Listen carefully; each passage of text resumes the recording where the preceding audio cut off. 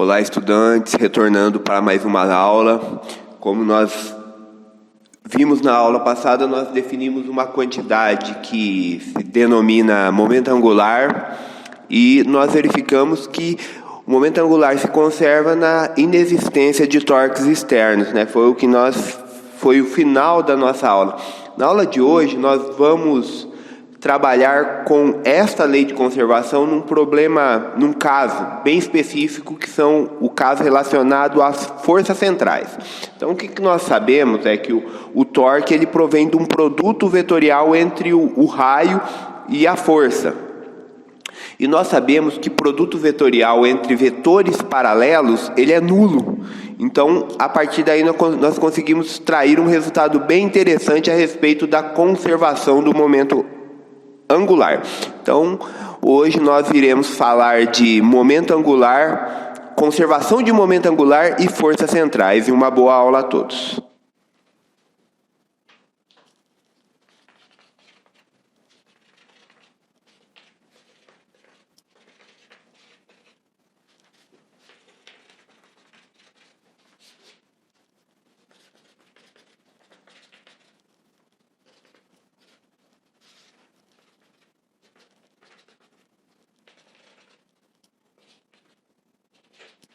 Bem, então, bem simples de demonstrar.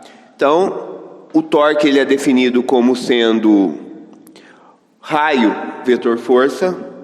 Se estes dois vetores eles forem paralelos, isso aqui, ó, esses dois riscos aqui denotam que significam paralelos. Então, se R for paralela a F, nós vamos ter torque nulo, justamente porque o produto vetorial ele é definido como módulo de um vetor, módulo de um outro vetor e seno do menor ângulo entre os vetores.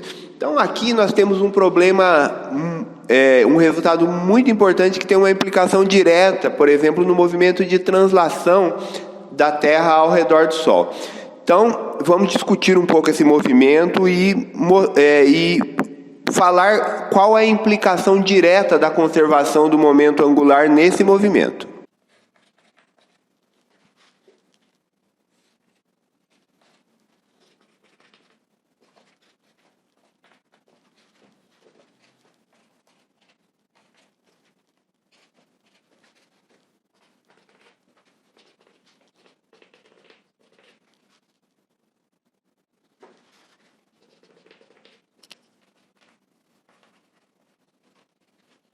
Bem, então, o exemplo aqui é a órbita da Terra ao redor do Sol. Então, a órbita que a Terra executa ao redor do Sol no seu movimento de translação é uma órbita elíptica, onde o Sol ele está em um desses focos dessa elipse. Obviamente, aqui eu estou exagerando, né, elipse, para denotar o meu exemplo.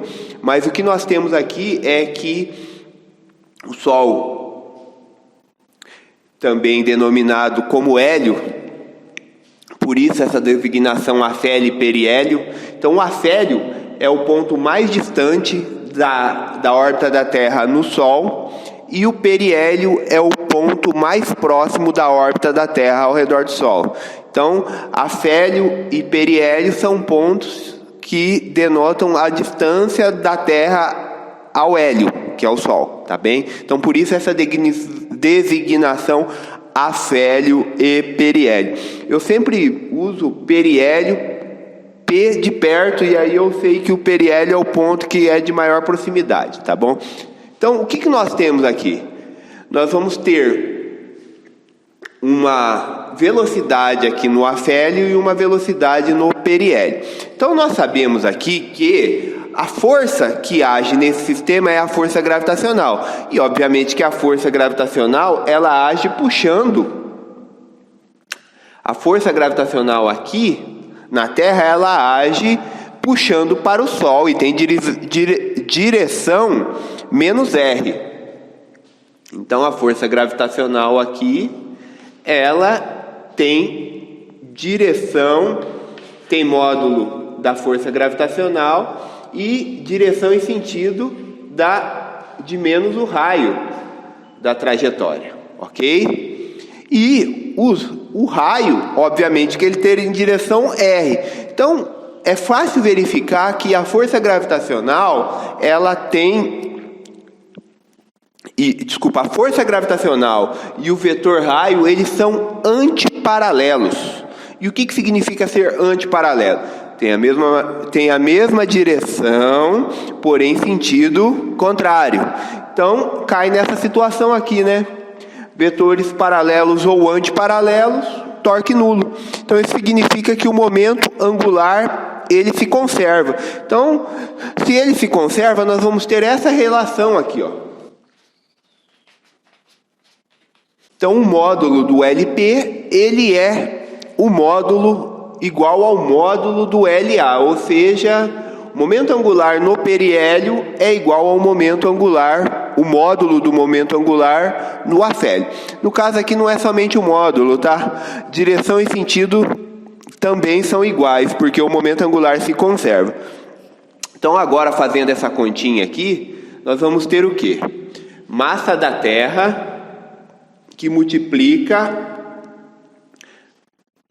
módulo da raio do periélio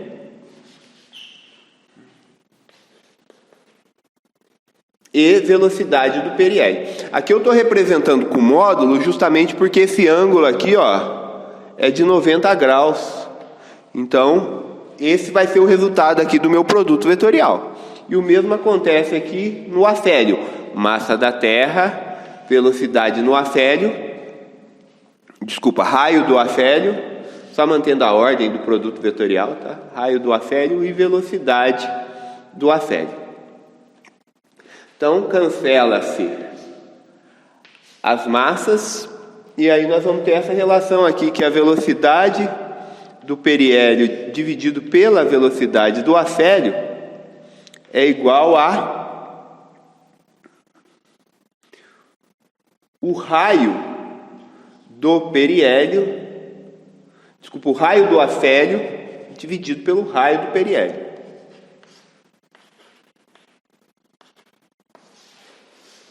Que, consequentemente, é uma das leis de Kepler. Então, as leis de Kepler, elas têm... eu sempre discuto isso com os meus estudantes, e vocês são os meus estudantes, então eu irei discutir isso com vocês. O que torna um modelo mais interessante que o outro, né? Então, por exemplo, as leis de Kepler foram uma descoberta muito importante para o movimento do corpo celeste. Só que a gravitação universal, ela tem uma amplitude muito maior que as leis de Kepler, porque quando você aplica a gravitação universal, as leis de Kepler, ela aparecem como casos particulares. Então, a gravitação universal, ela dá conta de uma série de fenômenos, mais as leis de Kepler. Então, percebam que esse é o lance, né? Esse é a importância de um bom modelo científico. Então, a gravitação universal, obviamente, né, a gravitação de Newton, ela é um ótimo modelo científico e ela explica as leis de Kepler. Então, só finalizando aqui, essa aqui corresponde à segunda lei de Kepler e ela diz respeito a áreas iguais em tempos iguais, né? Então, áreas iguais, então essa área aqui, ó, ela vai ser igual a essa área aqui, justamente porque a velocidade no periélio, ela é maior que a velocidade no afélio. Consequentemente, e o raio do afélio, ele é maior que o raio do periélio. Consequentemente, eu terei áreas iguais em tempos iguais. Então, áreas iguais em tempos iguais, que é a segunda lei de Kepler, ela decorre da lei de conservação do momento angular, tá bem? Então agora, pessoal, nós iremos fazer um exemplo de força central e, consequentemente, nós obteremos a lei de conservação de energia, nós faremos um problema de força central e, como resultado de um trabalho, do cálculo do trabalho em uma força central, nós obteremos como resultado a lei de conservação do momento angular, tá bem? Então, é isso que nós iremos fazer agora.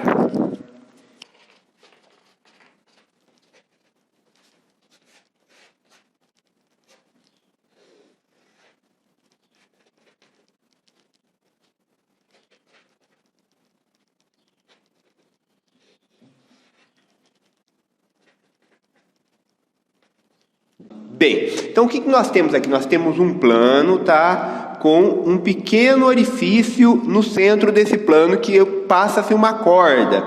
E aí, nessa corda, eu estou segurando essa corda aqui embaixo, e aí vem um amigo meu aqui, dá um peteleco aqui nessa massa, e essa massa ela passa a girar com velocidade constante. E eu me mantenho segurando essa corda aqui. Obviamente que aqui a força aqui, ela é uma força central e faz com que a massa ela se mantenha em trajetória circular, em movimento circular uniforme. Só que daí o que eu faço? Eu pego e aplico uma pequena força, fazendo com que essa massa ela diminua o raio da trajetória. Obviamente que essa força é central. E essa força ela realiza um trabalho, né, de deslocar essa massa aqui de R para R mais ΔR com ΔR negativo, tá bem? Então, o que acontece nesse sistema? Nesse sistema aqui, eu vou ter o trabalho realizado por essa força. Esse trabalho ele vai ser igual à variação da energia cinética, tá bem?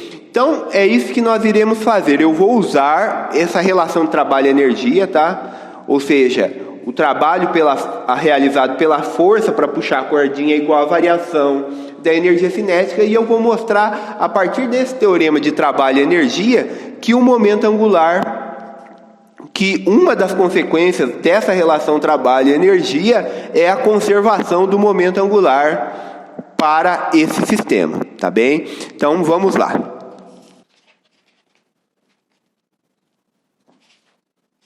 Então, como eu estou aplicando uma força aqui para fazer com que essa partícula comece a girar com um raio de trajetória menor, essa variação de energia cinética ela vai corresponder ao trabalho nesse deslocamento ΔR, tá bem? Então, primeiramente eu vou calcular essa variação da energia cinética e, na sequência, eu irei calcular o trabalho, tá? Então, tomando a variação da energia cinética aqui, ó, quando eu puxo essa cordinha e essa partícula ela passa a se deslocar numa trajetória com um raio de circunferência menor.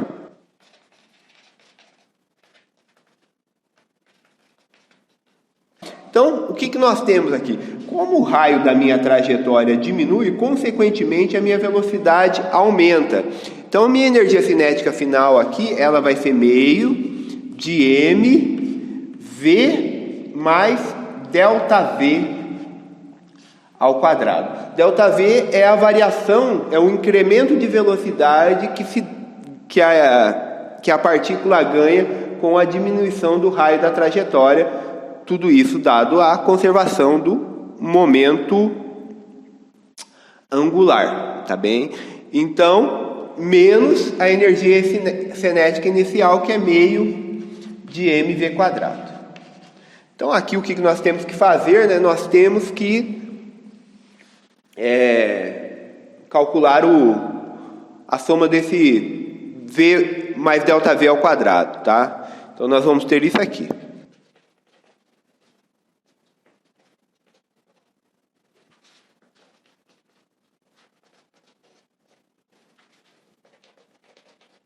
Então, nós temos o quê? Meio de mv quadrado mais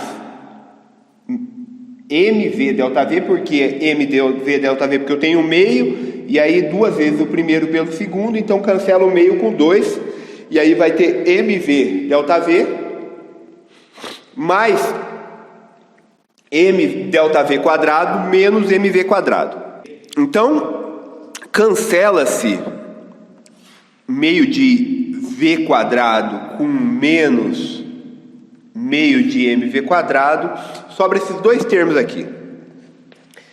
mv delta V meio de m delta V quadrado. Então aqui acontece uma coisa muito interessante que nós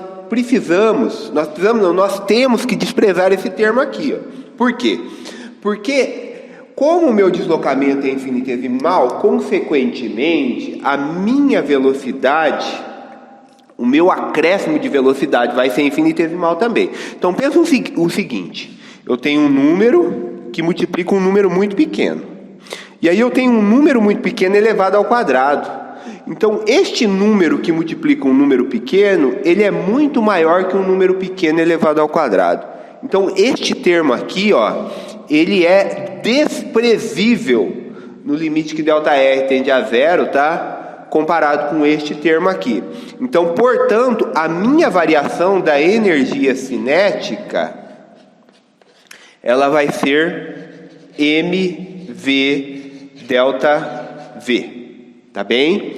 Justamente porque delta V ao quadrado, ele é desprezível com relação a V vezes delta V.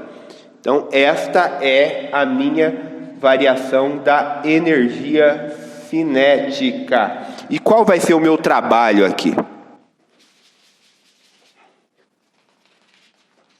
Então, essa aqui eu vou chamar de equação 1, tá?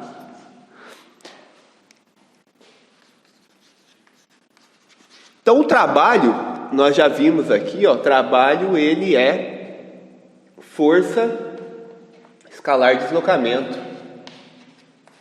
No caso aqui, qual é a força que eu tenho? Nesse caso aqui, a força é centrípeta. E ela tem direção menos R. Então, a força, ela é menos mv ao quadrado dividido por R na direção R chapéu. E o meu deslocamento aqui, ele é ΔR na direção menos R chapéu. Então, percebam aqui que o meu trabalho, ele vai ser mv quadrado sobre R vezes ΔR. Tudo bem? Então, agora que nós temos o trabalho e nós temos a energia cinética, nós podemos igualar a equação 1 e 2, porque, dado ao teorema trabalho e energia, no caso, o meu trabalho ele vai ser exatamente a variação da minha energia cinética. Ou seja, nesse caso aqui, a minha força, ela está introduzindo energia no meu sistema, tá bem? Então, igualando a 1 com a 2, então nós vamos ter essa relação aqui, ó, mv delta V, ele vai ser igual a mv quadrado sobre R delta R.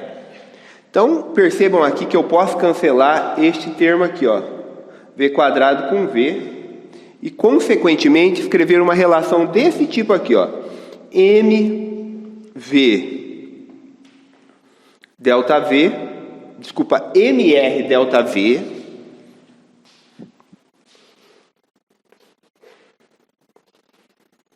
é igual a mv delta R. Eu vou reescrever essa equação como uma soma, que no caso é uma subtração, tá? Então, vou passar este termo aqui para a esquerda e, consequentemente, isso vai ser igual a zero, porque esses dois termos são iguais. Então, é isso que eu irei fazer agora.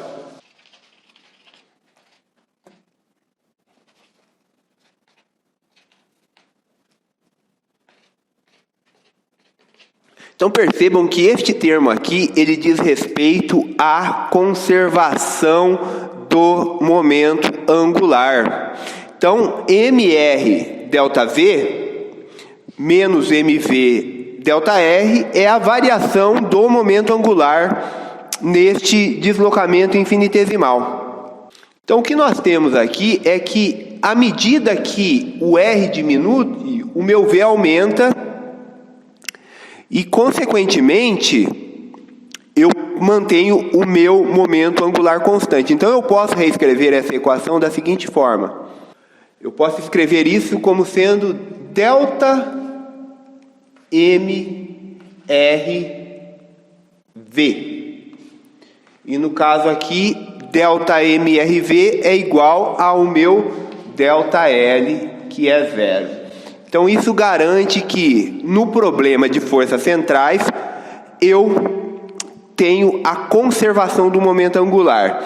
Então, independente com que força eu puxasse, a partir do momento que o raio da trajetória diminuiria, consequentemente a velocidade aumentaria, conservando o momento angular. E eu mostrei isso através do teorema trabalho-energia, tá bom? Então, via teorema trabalho-energia, eu demonstrei que o momento angular em o problema de forças centrais, ele se conserva. Então, pessoal, finalizamos a aula de hoje. E na aula seguinte nós iremos tratar sobre o momento angular de um sistema de partículas. Então, bons estudos para vocês e nos vemos na próxima aula.